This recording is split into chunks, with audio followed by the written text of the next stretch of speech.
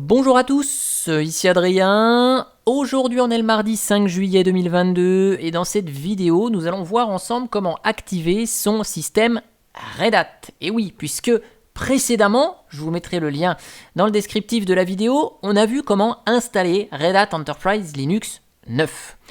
Une fois que notre système est installé, il est opérationnel, on peut se connecter dessus en SSH, sauf que si on souhaite installer des logiciels ou bien mettre à jour son système avec un DNF upgrade par exemple, on a une information comme quoi le système n'est pas inscrit auprès d'un serveur de droit d'accès.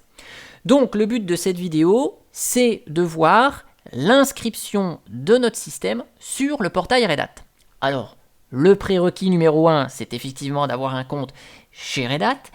Prérequis numéro 2, c'est d'avoir une licence valide. Donc ici, la licence qui va être utilisée, c'est la Red Hat Developer Subscription for Individuals, puisque ici je suis tout seul, mais si vous êtes dans le cas d'une entreprise, d'une collectivité par exemple, vous avez d'autres licences que vous pouvez acquérir évidemment. Donc là, au niveau des systèmes enregistrés, quand vous êtes sur page principale ici, quand vous allez sur View All Systems, donc on voit, je n'ai qu'une seule machine qui est enregistrée ici, qui s'appelle RHEL 8 to 9. Donc là, on va voir ensemble comment inscrire cette Red Hat qui porte le nom SRV 221.053. Vous vous rappelez, c'est le nom qu'on avait donné à notre machine lors de l'installation. Alors pour ça, on va utiliser la commande Subscription Manager. Et pour enregistrer notre système, on va utiliser la commande Register, suivie de l'option --auto-attache, qui va nous permettre d'attacher automatiquement la licence à notre système Red Hat.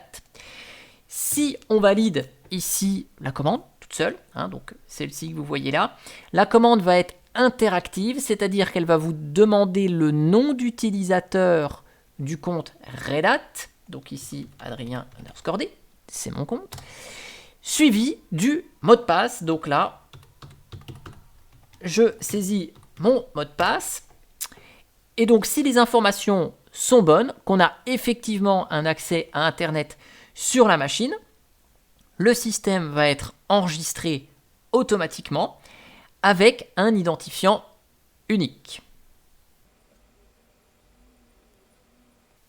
À partir de là, notre système est inscrit, on voit l'identifiant là.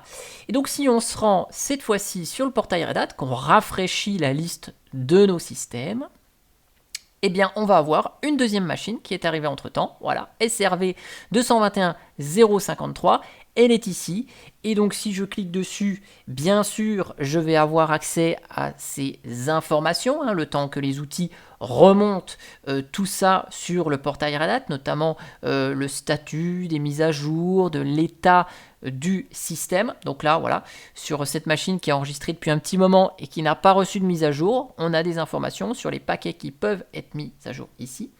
Et donc maintenant que notre système il est inscrit, je peux faire un DNF upgrade, par exemple, pour mettre à jour mon système. Là, cette fois-ci, mon système est enregistré, ma licence est valide, donc j'ai la possibilité de faire les mises à jour de mon système.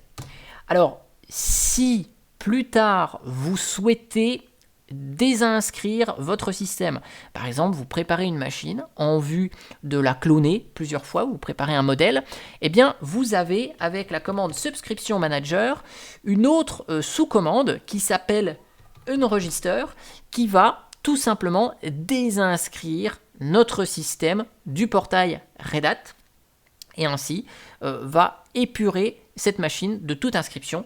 Et après, on pourra évidemment faire un clean pour nettoyer toutes les informations qui pourraient être en local sur le serveur.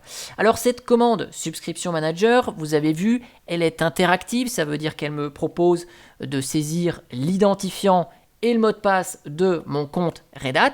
Sachez que elle est possible, cette commande, en une seule ligne avec Subscription Manager, Register, et vous avez l'option Username et vous passez le nom d'utilisateur. Vous avez la petite option password, vous passez le mot de passe ici, vous mettez le auto attache qui va bien, et donc comme ça, en validant, automatiquement, ça va passer les identifiants et mots de passe pour enregistrer vos systèmes si vous avez besoin de les enregistrer en masse via un script. Par exemple, c'est une possibilité qui vous est offerte dans le but d'automatiser les enregistrements de vos systèmes. En tout cas, j'espère que cette vidéo vous aura plu et moi je vous dis à bientôt pour une prochaine vidéo. Ciao ciao, bye bye.